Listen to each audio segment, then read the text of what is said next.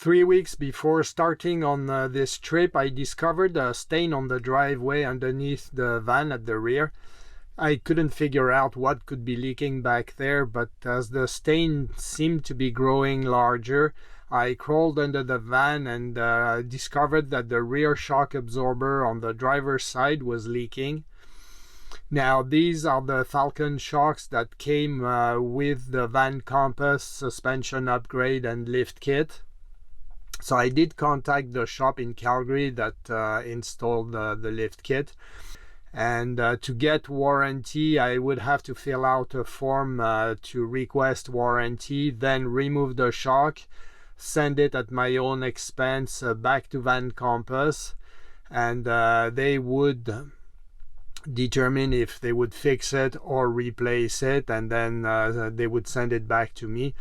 I'm not sure. I think the cost is at my own expense both ways. I don't know. But anyways, because we're in Canada, it would take about 10 days each way, so I would be without the van probably for close to a month. So that was not really a good option for me, so I decided to purchase a set of Bilstein B6. They're model specific to the Ford Transit at the rear, and just replace both shocks. Replacing these shocks was not as easy as I thought it was going to be. Van Compass says it takes about an hour with basic tools, but it took actually 4 hours to replace both. 3 hours for the first one and an hour for the second one. I started at 9 in the morning, loosened everything, all the bolts and stuff, and at around 11 my son came and helped me, and I'm very thankful for that, because by myself I realized it would have been maybe even impossible for me to do. Removing the shocks was not too difficult, but installing the new ones was more of a challenge. There is a strap around the new Bilstein to keep them compressed, but that strap slips off very easily. And once it does, the shocks extend to their full length, and it's very difficult to compress them again while you're lying under the van. So it turned out that the best way for us was to have a ratchet strap around the whole shock absorber, and compress it until it was almost to the right length, and then just finish with fine adjustments of the ratchet strap, and that worked quite well. So in 3 hours we did replace the defective shock. We took a break for lunch, came back after, and in an hour we were done installing the second one. What I've noticed the most after replacing the shocks is that the stuff inside the van doesn't rattle nearly as much while we're driving. I was happy with the Falcons at the beginning. When they were brand new, they seemed to perform quite well. We only did 1 month-long trip with these shocks in the spring when we drove to Idaguay and back, and then across Canada, so they don't have much mileage on them. For now, happy with the performance, and longevity I cannot comment yet. It's way too early, so we'll see. But I'm glad it's done.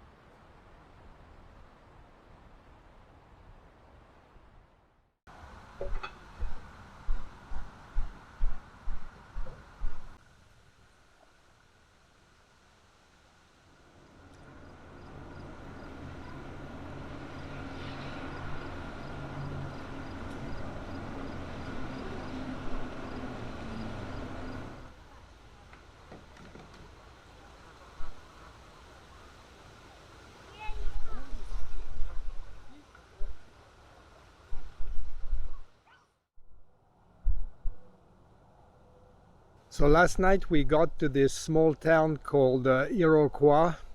We're still in Ontario. We drove by this municipal campground that is now closed for the season, but there's no fences, no gates, and there's still power and electricity, so we decided to park here and spend the night here. It's been very nice, very quiet.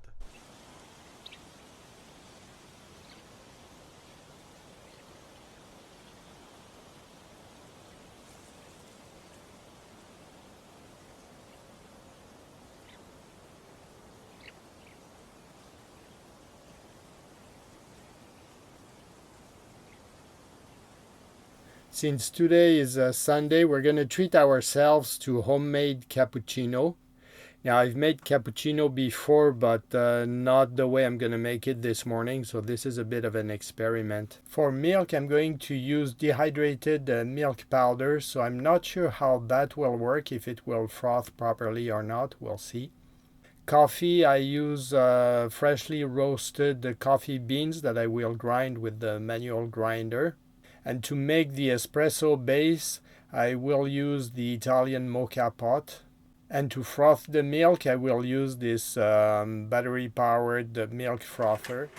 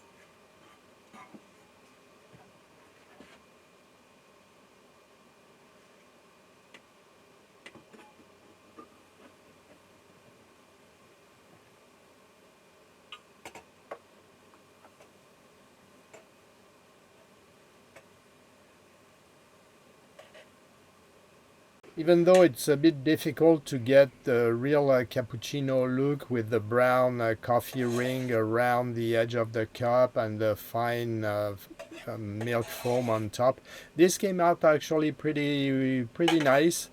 I'm quite satisfied. The milk foam is not as fine as what you'd get with an espresso machine, of course, but and today for lunch we're gonna make pizza. Now we don't have an oven, so we'll make it in a pan on the gas stove. At some point I'd like to make my own pizza dough. I have a recipe that works quite well and is fairly easy. But today we're going to use pre-baked pizza dough.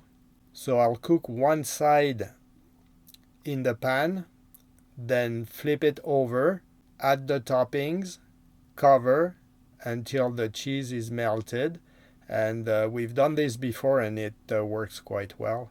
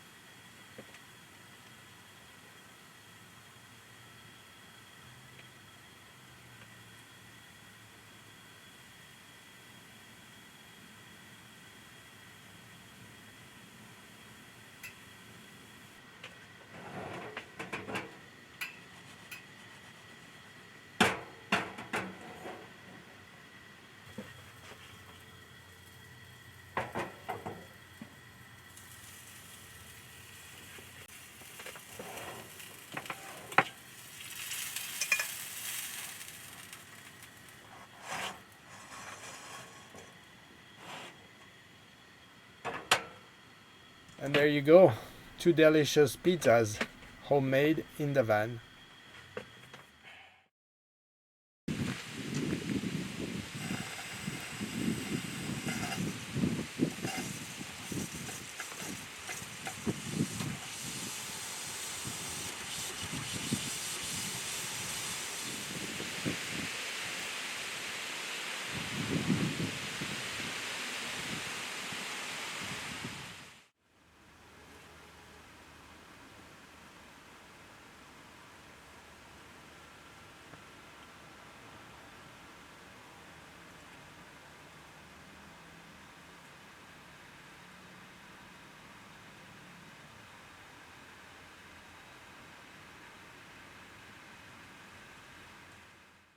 Today was quite a busy day. After breakfast and the cappuccino, we went for a long walk around the airport property here and then the neighborhood. This afternoon we drove to a forest conservation area and again had a nice long walk in the woods. I was hoping we could spend the night there, but there are signs that look fairly new that said that it's a day use area only. So we came back to the campground here, and now I'm downloading the video clips from the day and editing the video that you're watching. So again, this was a full day, and I'm gonna say good night, and I'll catch up with you later.